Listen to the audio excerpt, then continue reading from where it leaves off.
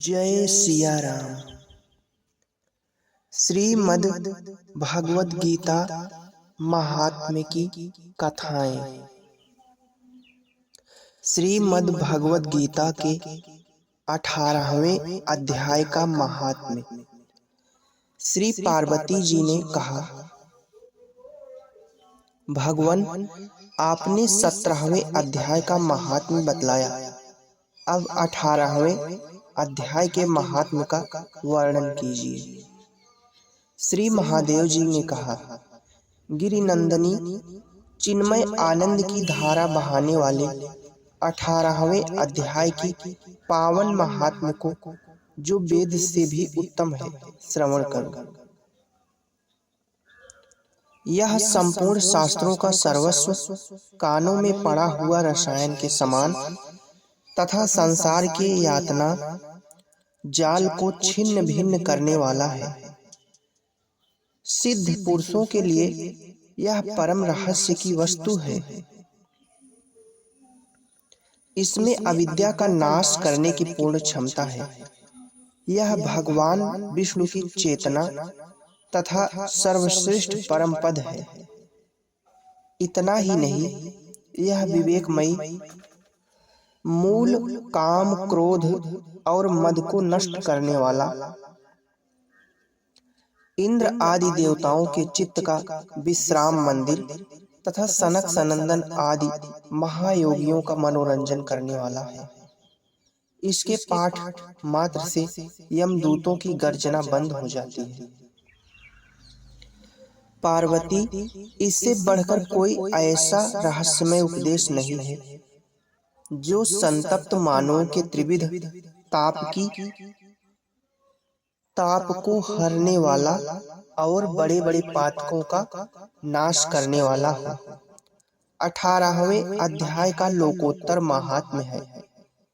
इसके संबंध में जो पवित्र उपाख्यान है, उसे भक्तिपूर्वक उसके श्रवण मात्र से जीव समस्त पापों से मुक्त हो जाता है। मेरुगिरि के शिखर पर अमरावती नाम वाली एक रमणीय पुरी है। उसे पूर्व काल में विश्वकर्मा ने बनाया था। उस पुरी में देवताओं द्वारा सेवित इंद्र शची के साथ निवास करते थे। एक दिन वे सुखपूर्वक बैठे हुए थे। इतने ही में उन्होंने देखा कि भगवान विष्णु के दूतों से सेवित एक अन्य पुरुष वहां आ रहा है। इंद्र उस नवागत पुरुष के तेज से तिरस्कृत होकर तुरंत ही अपने मणिमय सिंहासन से मंडप में गिर पड़े। तब इंद्र के सेवकों ने देवलोक के साम्राज्य का मुकुट इस नूतन इंद्र के मस्तक पर रख दिया। फिर तो दिव्य गीत गाती हुई देवांगनाओं के साथ सब देवता उनकी आरती उतारने लगे। ऋषियों ने वेद मंत्रों का उच्चारण करके उन्हें अनेक आशीर्वाद दिए। गंधर्वों का ललित स्वर में मंगलमय गान होने लगा।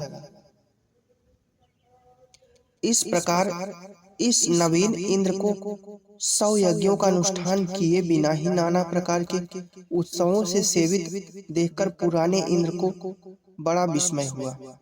वे सोचने लगे, इसने तो मार्ग में ना कभी पौंसले बनवाए हैं, ना पोखरे खुदवाए हैं और ना पथिकों को विश्राम देने वाले बड़े बड़े वृक्ष ही लगवाए हैं। अकाल पड़ने पर अन्नदान के द्वारा इसने प्राणियों का सत्कार भी नहीं किया है।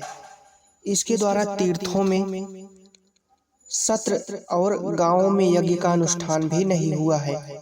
फिर इसने यहाँ भाग्य की दी हुई यह सारी वस्तुएं कैसे प्राप्त की हैं? इस चिंता से व्याकुल होकर इंद्र भगवान विष्णु से पूछने के लिए प्रेम पूर्वक क्षीर सागर के तट पर गए और वहां अकस्मात अपने साम्राज्य से भ्रष्ट होने का दुख निवेदन करते हुए बोले, लक्ष्मीकांत, मैंने पूर्व काल में आपकी प्रसन्नता के लिए 100 यज्ञों का अनुष्ठान किया था। उसी के पुण्य से मुझे इंद्र पद की प्राप्ति हुई थी। किंतु इस समय स्वर्ग में कोई दूसरा ही इंद्र अधिकार जमाए बैठा है। उसने तो ना कभी धर्म का अनुष्ठान किया है और ना यज्ञों का, फिर उसने मेरे दिव्य सिंहासन पर कैसे अधिकार जमाया है? श्री भगवान बोले, इंद्र, वह गीता के 18वें अध्यायों में से 5 श्लोकों का प्रतिदिन पाठ करता है। काल का भी मर्दन करने वाले भगवान कालेश्वर विराजमान हैं। वहीं गोदावरी तट पर एक परम धर्मात्मा ब्राह्मण थे, जो बड़े ही दयालु और वेदों के पारंगत विद्वान थे। वे अपने मन को वश में करके प्रतिदिन गीता के 18वें अध्याय का स्वाध्याय किया करते थे। उन्हें देखकर इंद्र ने बड़ी प्रसन्नता के साथ उनके दोनों चरणों में मस्तक झुकाया और उन्हीं से 18वें अध्याय को पढ़ा। फिर उसी पुण्य से उन्होंने श्री विष्णु का सायुज्य प्राप्त कर लिया। इंद्र आदि देवताओं का पद बहुत ही छोटा है, यह जानकर वे परम हर्ष के साथ उत्तम वैकुंठ धाम को गए। अतः यह अध्याय मुनियों के लिए श्रेष्ठ परम तत्व है।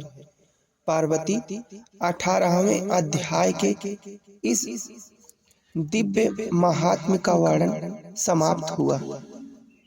इसके श्रवण मात्र से मनुष्य सब पापों से छुटकारा पा जाता है। इस प्रकार